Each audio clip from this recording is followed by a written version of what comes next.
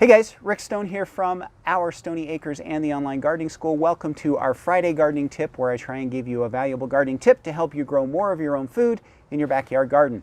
Today we are going to be talking about how you can grow salad greens outside in the wintertime, and a little experiment and some hints and suggestions for you. This will be the first of 4 videos that will cover different aspects of growing salad greens in the wintertime. All right, before we get started though, please make sure that you check out our website, which is ourstoneyacres.com, and then also please make sure you subscribe to our YouTube channel, and when you do that, make sure you click that notification bell so that you get notice of any new videos, which come out 2 or 3 times a month. Okay, so like I said, this will be the first of probably 4, maybe even 5 videos that we'll be filming over the next few weeks to give you guys some ideas on how you can grow salad greens for the wintertime. And today we're going to talk about a method that we'll be using for outdoors. The other 3 methods will be on growing lettuce under lights indoors. We'll talk about growing microgreens,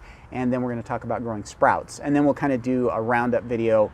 After we've kind of done the instruction on all of these, we'll do a video to kind of show you the results. So plan on 4 or 5 videos coming up over the next month or 2 about these different methods of growing indoors and outdoors salad greens during the wintertime, okay? Now, for those of you that don't already know, I actually grow a lot of salad greens in cold frames and hoop houses out in my actual garden. But I wanted to kind of experiment a little bit this year and expand a little bit more on some different techniques so that we had more salad available to us over the wintertime, okay? So today we are going to show you how we're gonna plant in this wooden planter that I made, and we're going to plant put these outdoors, and we're going to cover them with a plastic bin as a greenhouse, okay? So I originally saw this idea from Jess over at Roots and Refuge Farm. She uses a little bit different technique. I'm going to try something a little bit different this year. We'll experiment on it, see how it happens. She actually grows the greens in a bag of potting soil and just cuts the bag open and grows the greens in the bag. We're going to use these containers that I made and see how those work out. I felt like this would offer a little bit more insulation for the soil against the ground, and then they're reusable and doesn't take as much potting soil, doesn't take an entire bag, only takes about a half a bag to fill each one of these. So we'll see how that works out. Okay, so first off, let's talk a little bit about this bin. So this is just a wooden bin that I made, really simple and really cheap. This was less than $3 for this planter, okay? And we made it out of cedar, and these are actually 4-inch cedar fence planks, and it was pretty simple to make them. So let me just run through really quick. I don't want to take a lot of time on this, but you can see I just cut the planks to length, and our length on this so that it would fit exactly underneath our bin. Our plastic bin is 24 inches long by 12 inches wide, and then with the actual depth, it ends up being about 3 3/4 of an inch deep. And we cut those planks on our table saw. Now, you don't actually need a table saw to do this. That's just the handiest thing for me. You could also cut it with a chop saw, or if you don't have that available, these are really easy to cut. It's soft wood, and so it cuts very easy. You could do it with a hand saw as well, so not a big deal there. Then, you know, you need to make it out of something like cedar so that it will last. Cedar is a good water-resistant wood and will last a long time. The other thing that I just then did to make it so simple is I put 2 pieces of scrap lumber that I just had laying around, cut those to length, and I used that for some area for us to screw and to nail into. Now, I have a nail gun and was able to just really quickly put the box together, tack it together using some brat nails, and then we put in screws afterwards. And before you put in the screws, if you're going to use screws, which I suggest you do, that'll hold it together better, make sure that you screw a pilot hole. So drill a pilot hole first before you put those screws in, otherwise you're going to split that wood, because this is soft, thin lumber and you don't want to be splitting it. So if you drill a pilot hole first, that will keep you from splitting the wood. So I just put it all together. It literally took like 8 minutes to make this. It very simple and easy, but it's durable, it's good and strong. I think it's going to last. It's the right depth. I didn't want a lot of soil. I didn't want to waste soil. We're going to be growing lettuce greens, but baby lettuce. And so our root structure is never going to be super deep. And so it's okay if we only have 2 or 3 inches of soil in here, because that's really all we need. We just need to have some soil for those to take root in, okay? So yeah, those are pretty simple. And then is what we're using for the top. This is just a big bin, and you could choose about any size you wanted. This one, I think I paid about $9 for it at one of the local big box stores, really inexpensive, and we're going to put those over the top, and that will act as a greenhouse, okay? So next is we filled that up with some organic potting soil, and like I say, if you've got a big bag of potting soil, it really ought to take just maybe a half a bag is all to fill up a planter like this. Now you could use any type of planter, really. I chose this because I figured it would last for a while. We could use it in the summertime for other things, and it ought to be pretty, you know, durable and useful for quite a few years, and so we just kind of went with that. Now let's talk about seed depth. You know, the soil only needs to be 2 or 3 inches deep, and then we're gonna grow things like lettuce. And so for this experiment, we're gonna actually be planting 3 or 4 different types of lettuce. I've got a black-seeded Simpson, which is a green. I've got oak leaf, which is also a light green. Then I've got a red lettuce and a dark green, kind of a romaine style, which again, you know, we're only going for baby lettuce, but I thought that would give us a nice colorful mix, different colors, and all of those are pretty short season greens, and they should all come up, you know, pretty equal, and we should be able to do them. The other nice thing about doing lettuce in a situation like this is it's cut and come again. So we should be able to let those get up to maybe 2 or 3 inches tall, trim them off with a pair of scissors, and they'll regrow. And we should be able to harvest at least 2 or 3 times, depending on how cold our winter is and you know how things go. So other things that you could try growing here would be things like spinach, kale, Swiss chard, arugula. You know, any of the leafy greens should do pretty well in this type of environment. Okay, so planting is really pretty simple. I just put about 3 inches of soil in the container, and then I put the seeds, I just scattered the seeds. We want this to be tight. We want them to grow close together. We're only looking for baby leaves. We don't really need to care about spacing at all. So I just kind of spread those seeds out, and then I covered them up with about 1/8 of an inch of soil, pressed it down just a little bit so that we got some good soil to seed contact, and then we're going to water those in really well. So that's the one thing that you're going to need to keep a close eye on, especially in a container, is water. There's all kinds of chances for a container like this to dry out, and so you want to make sure that you water, check the water every day. You may or may not, this time of year, you may not have to water every day, but you should be checking every day to make sure that the soil is moist. We don't want it to be soaking wet, but we want it to be nice and moist so that those seeds have plenty of moisture to grow. And lettuce grows better if it has extra water, so make sure that you water those, you know, especially in the beginning as it's germinating and starting to grow. You're going to want to check that every day, and depending on what your temperatures are like, you may be watering every day. Okay, so keep an eye on that.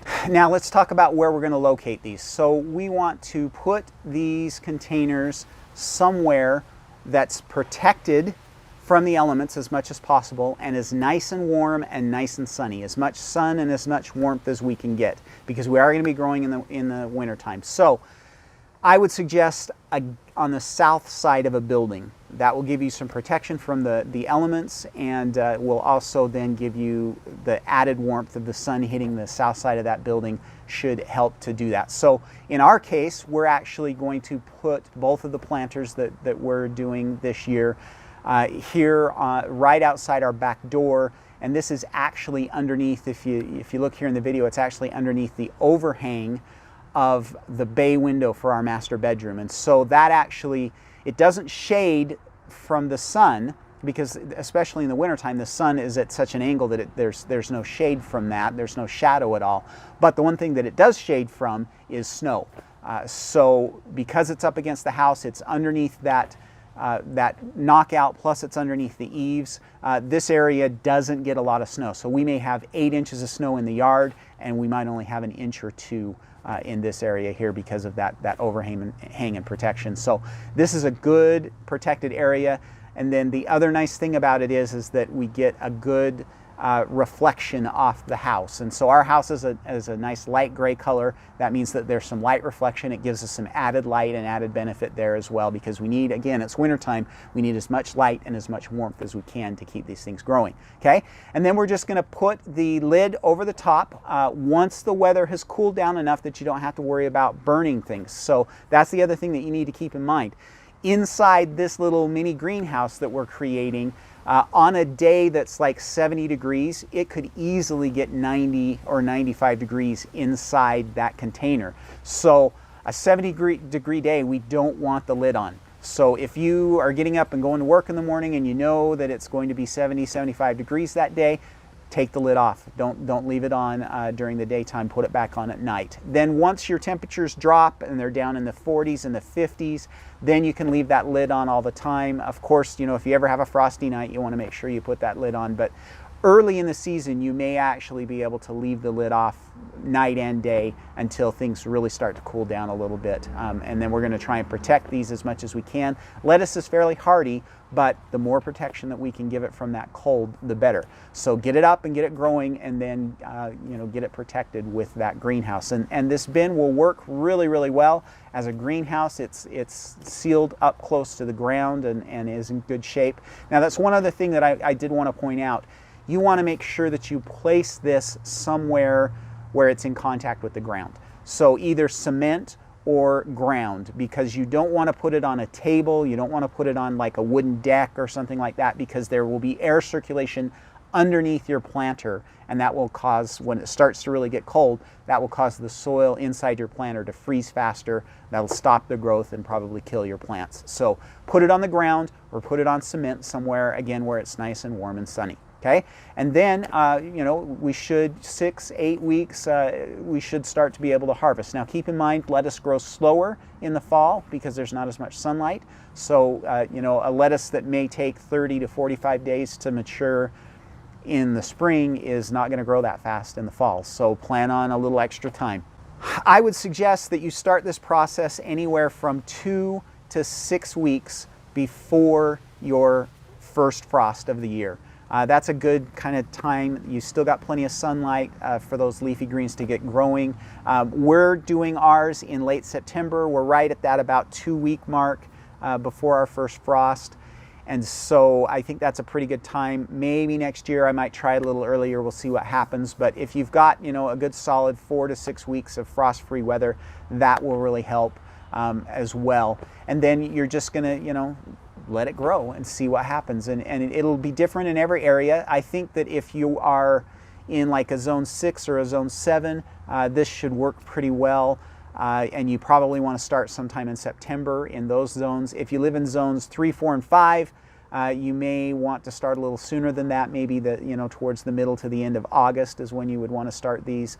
If you live in the warmer zones, zones 8, 9, and 10, those people probably are going to want to wait till October to do this. And if you're in zones 9 and 10, you may not actually even need the bin, because you might not actually have freezing temperatures. Kind of just depends on where you're at. So if you don't know what your garden zone is, there's a link down below that you can click that will take you to an article on our website that will get you in the right direction and let you know where your garden zone is. All right.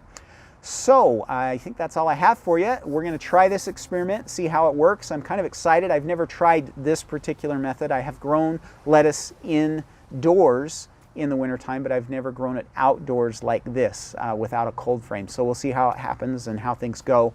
I think it's actually going to work out, and I'm excited to give it a try. So if you guys have tried this or tried any method of growing salad greens in the wintertime, I'd love to hear about it. Why don't you leave me some comments and let's see, how did it go? What did you try? Did it work? Did you get a decent harvest? Was it worth it? Or was it just too little? You know, leave those kind of comments down below and let me know what you think. And then, like I say, we've got, this is number 1 of 4 different methods that we're gonna show you how to do this year for growing salad greens indoors. So stay tuned as those videos come up. I'll add those to the end card of this video, and you'll be able to click on those and go check those out as well. Okay? All right, please make sure that you check out our website, which is ourstoneyacres.com, and then please subscribe to our YouTube channel. Click that notification bell so you get notice of when the videos come out. And if you like this video, please give it a thumbs up. And I think that's all I have for you for this week. So everybody have a great week. Happy gardening.